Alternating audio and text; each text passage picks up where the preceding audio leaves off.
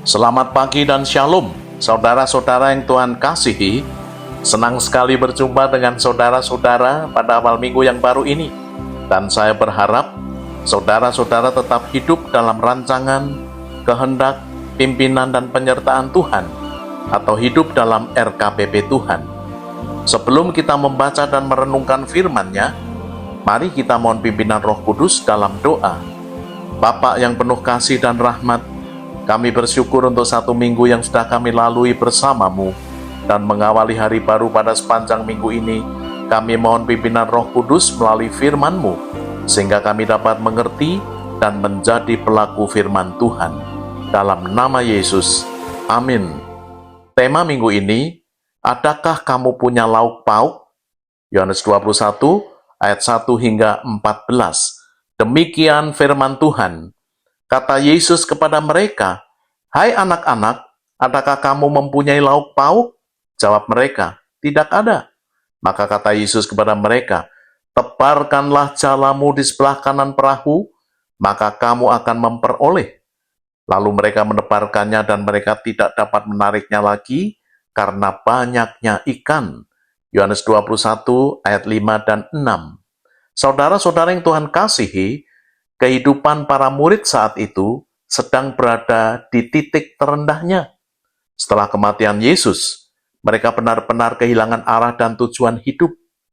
Petrus, pemimpin di antara para murid, memutuskan untuk kembali ke profesi lamanya, yakni menjadi penjala ikan. Dan sejumlah murid yang lain mengikutinya. Namun sepanjang malam itu mereka bertujuh tidak menangkap apa-apa. Mereka lelah, lapar, dan gagal. Namun di tengah kabut pagi, seseorang berdiri di tepi pantai dan berseru, "Hai anak-anak, adakah kamu punya lauk pauk?" Pertanyaan yang akrab, seperti seorang bapak kepada anak-anaknya. Ini bukan sekedar basa-basi seorang pengepul ikan, tetapi pertanyaan yang menembus kedalaman jiwa. Pertanyaan ini bukan pertanyaan teologis dan spektakuler, namun pertanyaan sehari-hari, sederhana, tetapi sebuah pertanyaan yang menyingkapkan keadaan hati, keberhasilan hidup, dan keadaan rohani mereka. Mari kita kaji lebih dalam Injil Yohanes 21, ayat 1 hingga 14 ini. 1. Tuhan peduli terhadap detail hidup kita. Dia tidak mengajukan pertanyaan yang kait-mengait tentang hal-hal rohani, tetapi dia bertanya tentang lauk pauk. Tuhan tidak hanya peduli terhadap hal-hal yang spiritual, tetapi Ia peduli isi piring kita, kesehatan tubuh, dan kegagalan usaha, kerusakan dinding dan genting rumah kita. Sering kita malu membawa-bawa persoalan dinding miring dan genteng bocor kepada Tuhan, motor yang perlu diservis, dan uang sekolah anak-anak. Seolah-olah itu terlalu duniawi.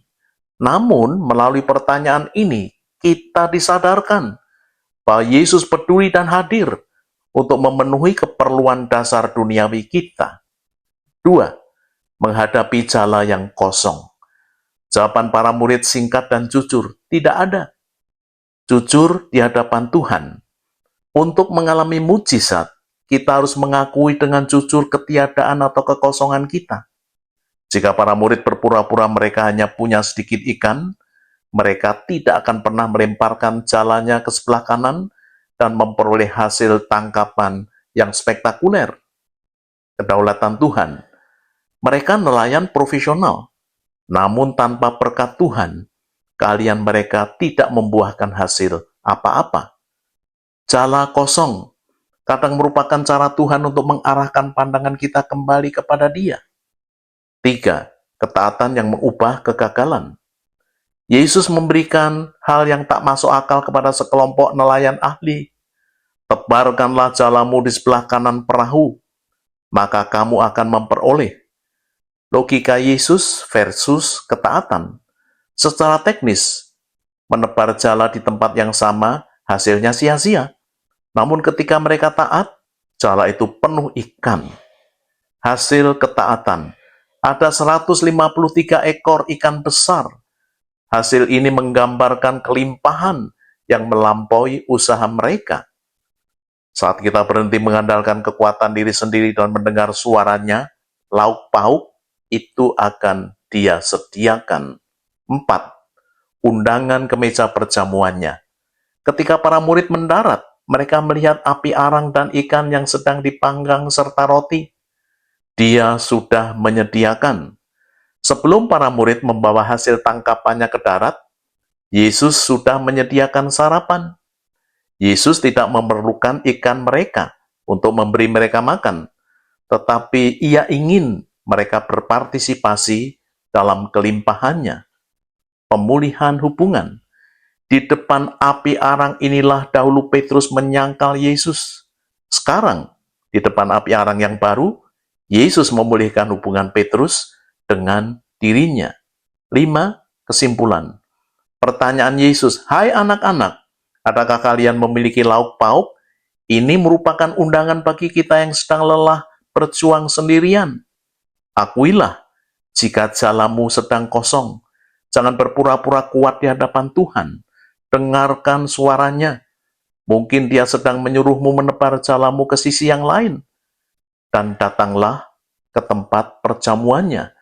Dia sudah menyediakannya.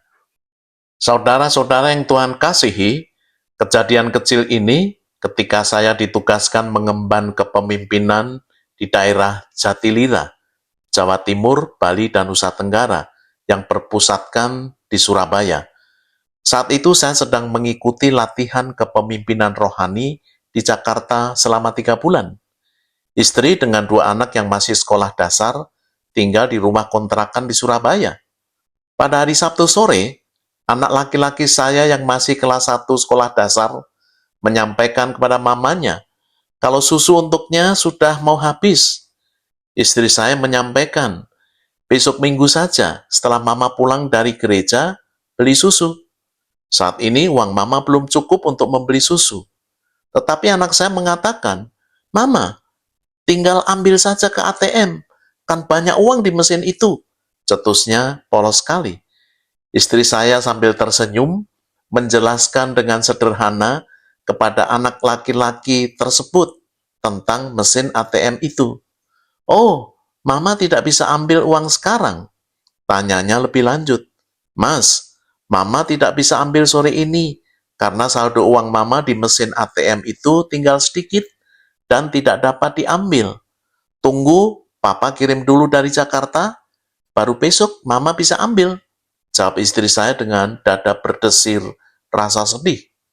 Esok sore harinya, istri saya pergi ke gereja GKJW Ngagel, Surabaya. Setelah pagi hari menemani anak-anak sekolah minggu. Yang berkhotbah minggu sore itu, Pendeta Suweknyo Suwondo. Sekarang beliau sudah emeritus. Saya juga dijadwal rutin membantu berkhotbah di gereja tersebut. Sore itu, pendeta berkhotbah dari Injil Yohanes 21, ayat 1 hingga 14. Ketika beliau membaca ayat 5, "Hai anak-anak, adakah kamu punya lauk pauk?" Dengan terkejut dan spontan, istri saya menyeletuk perlahan, "Tidak ada Tuhan, saya tidak punya lauk pauk." Serunya, meski suara lirih, tetapi seorang ibu di sebelahnya melirik dan tersenyum. Dan istri saya pun juga tersenyum dengan sedikit malu. Memang uangnya tinggal sisa sedikit untuk keperluan 2-3 hari ke depan saja, dan tidak dapat membeli susu untuk kedua anak kami. Dan pertanyaan Tuhan tersebut menjadi rema yang kuat sekali tentang keadaan finansialnya waktu itu. Sepulang dari gereja, ia coba-coba pergi ke ATM. Meski kemarin ia sudah cek dan tinggal saldo minimal. Begitu memasukkan kartu, istri saya terkejut dan gembira. Ternyata ada uang yang cukup di dalamnya. Segera ia ambil seperlunya, lalu membeli susu untuk kedua anak kami. Terima kasih Tuhan, Engkau menyediakan lauk pauk dan susu bagi keluarga kecil kami, sehingga kami tidak kekurangan. Doanya pelan dan penuh syukur. Esoknya, setelah selesai persekutuan doa dengan rekan-rekan sekerja, ia menelepon saya yang ada di Jakarta dan bertanya, "Mas Didi transfer uang ya?" Tanyanya. "Tidak," jawab saya pendek. "Loh, ada uang di ATM cukup banyak, cetusnya. Oh ya, saya juga tidak punya uang di sini. Tetapi makan disediakan oleh kantor. Yang ada hanya uang untuk transportasi saja. Jawab saya juga terheran-heran. Dia itu Jehovah Jireh. Tuhan menyediakan apa yang kita perlukan. Ucap saya dengan mata berkaca-kaca, penuh syukur dan pujian kepadanya. Saudara-saudara, ada beberapa hal yang dapat kita pelajari dari kisah ini. Satu, yakinlah bahwa Tuhan kita adalah Jehovah Jireh, Tuhan yang menyediakan. Dua, perhatikan, Tuhan peduli pada aspek-aspek duniawi jasmani kita. Tiga, sampaikan dengan jujur keberadaan saudara kepada Tuhan. Dan terakhir, taatilah perintahnya. Amin. Mari kita berdoa. Bapak, terima kasih untuk renungan maupun pengalaman rohani kami, bahwa Engkau adalah Jehovah Jireh, Allah yang menyediakan keperluan-keperluan jasmani kami dan lainnya. Kami mendoakan untuk semua pemirsa video YouTube kami, agar mereka beroleh pengalaman yang sama, bahwa Engkau adalah Jehovah Jireh. Untuk saudara-saudara yang mengalami berbagai pergumulan, tolong Bapa, belas kasihani dan tolonglah mereka. Dalam nama-Mu, Tuhan Yesus. Amin. Saudara-saudara yang Tuhan kasihi, sekarang terimalah berkat yang dari Tuhan. Tuhan memberkati saudara dan melindungi saudara. Tuhan menyinari saudara dengan wajah-Nya dan memberi saudara kasih karunia. Tuhan menghadapkan wajah-Nya kepada saudara dan memberi saudara damai sejahtera. Amin.